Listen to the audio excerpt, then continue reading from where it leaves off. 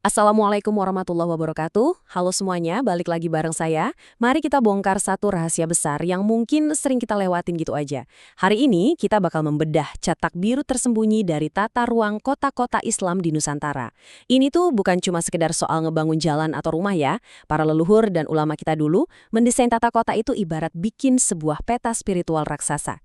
Jadi kalau kalian suka banget sama explore atau sejarah epik di balik berdirinya sebuah peradaban, wah, bersiaplah. Di bedah materi kali ini kita bakal ngeliat langsung betapa jeniusnya strategi dakwah di Nusantara. Pernah nggak sih kalian jalan-jalan ke pusat kota tua di Nusantara, terus tiba-tiba nyadar ada satu pola rahasia, kayak alun-alun yang luas, masjid agung, pasar, dan pusat pemerintahan, semuanya tuh selalu ada di posisi yang persis sama dari satu kota ke kota lainnya. Kira-kira itu kebetulan nggak sih? Ya jelas enggak dong. Ini sebenarnya adalah mahakarya tata kota dengan makna filosofis yang tinggi banget, yang ngasih lihat gimana Islam itu benar-benar menyatu sama urat nadi masyarakat kita. Nah, ini dia peta perjalanan kita buat sesi ini. 1. Rahasia tata letak kota Islam. 2. Konsep catur gatra tunggal.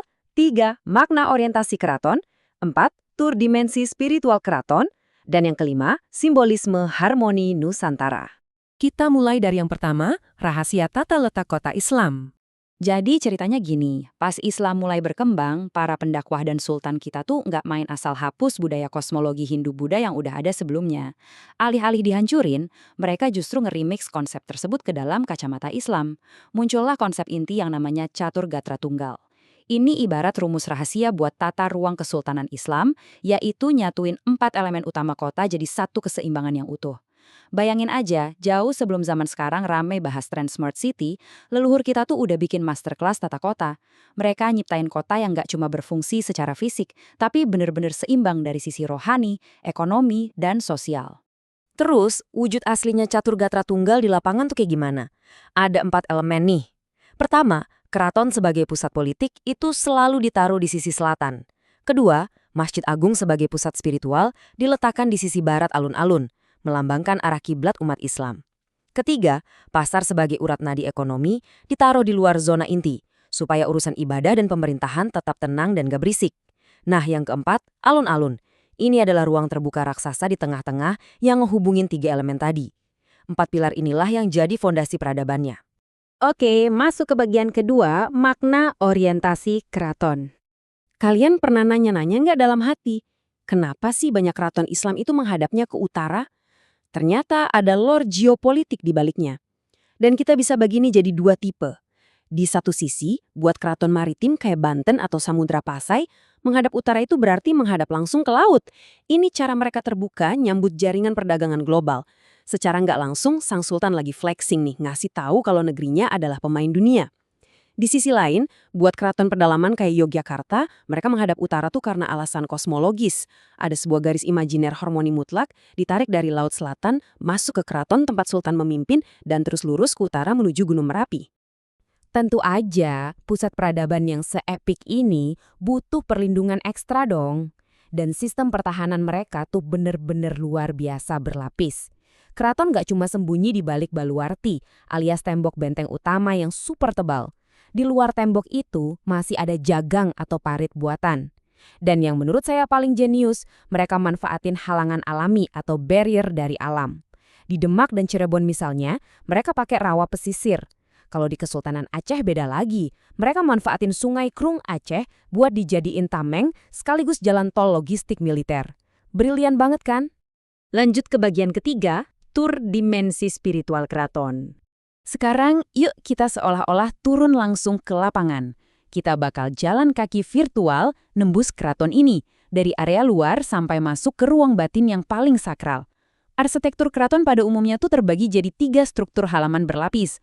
Secara kasat mata, ini cuma sekedar pembatas antara area publik dan privat. Tapi secara spiritual, tata ruang ini kental banget loh sama ajaran tasawuf. 3 lapisan ini ngimbolin perjalanan jiwa manusia dari alam fana, berproses menuju kesucian hati, sampai akhirnya mencapai tahap insan kamil atau manusia yang sempurna. Perjalanan kita mulai dari alun-alun. Ini adalah dunia publik tempat rakyat biasa latihan militer dan berdagang. Melangkah sedikit masuk, kita tiba di area pagelaran, tempat para pejabat biasa ngumpul. Nah, coba deh perhatiin. Dari situ permukaan tanahnya tiba-tiba meninggi di sebuah area yang namanya Siti Hinggul. Peninggian elevasi tanah ini bukan cuma soal estetika desain ya. Ini secara psikologis memaksa siapapun yang datang buat agak menengadah, yang ngelambangin betapa tingginya kedudukan sultan, baik secara fisik maupun spiritual. Makin masuk ke dalam ke area semi-privat, keamanannya makin ketat. Di ruang transisi yang namanya Kemandungan. Habis itu kita tiba di Sri Manganti yang secara harfiah artinya menunggu raja. Ini tuh ruang tunggu VIP buat tamu-tamu penting kayak duta besar asing. Kalau udah dapat izin baru deh tamunya boleh masuk ke pendopo. Bangunan megah yang nggak punya dinding ini ngelambangin keterbukaan sang raja dalam bermusyawarah sekaligus jadi panggung buat kesenian tingkat tinggi keraton. Dan akhirnya kita sampai di titik puncak, titik yang paling sakral. Di sini ada Prabayeksa, tempat di mana semua pusaka kerajaan disimpan sebagai simbol legitimasi spiritual kekuasaan. Di belakangnya persis ada Dalam Ageng. Ini adalah ruang privat tempat kediaman sultan dan keluarganya. Dalam konsep mikrokosmos nih, area ini ibarat hati di dalam tubuh kita. Tempat yang benar-benar paling dijaga ketenangan dan kesuciannya. Oh ya, ngelilingi pusat sakral tadi ada juga beberapa zona khusus, kayak kaputren buat para putri dan kaputran buat pangeran. Terus yang ikonik banget, Taman Sari. Tapi jangan sampai kalian tertipu ya sama visual taman airnya yang estetik itu. Desainnya sebenarnya sangat-sangat taktis. Taman Sari itu dirancang ganda sebagai bungkar perlindungan dan punya jalur pelarian bawah tanah kalau sewaktu-waktu keraton diserang musuh. Jadi estetika dan fungsi militer bisa gabung dengan sangat sempurna di sini. Nah, kita masuk ke bagian keempat nih, simbolisme harmoni Nusantara. Dari tadi mungkin kita banyak pakai istilah-istilah Jawa. Tapi pertanyaannya, apa mahakarya tata ruang ini cuma ada di Jawa doang? Tentu enggak dong. Kita bisa lihat di Kesultanan Aceh, Sultan Iskandar Muda ngebangun yang namanya Gunungan, yang mewakili kosmologi pegunungan. Konsep kosmos yang selaras dengan nilai Islam juga hidup dengan kuat di sana. Terus di Kesultanan Goa, filosofi yang sama dilindungi oleh kokohnya Benteng Somba Opu.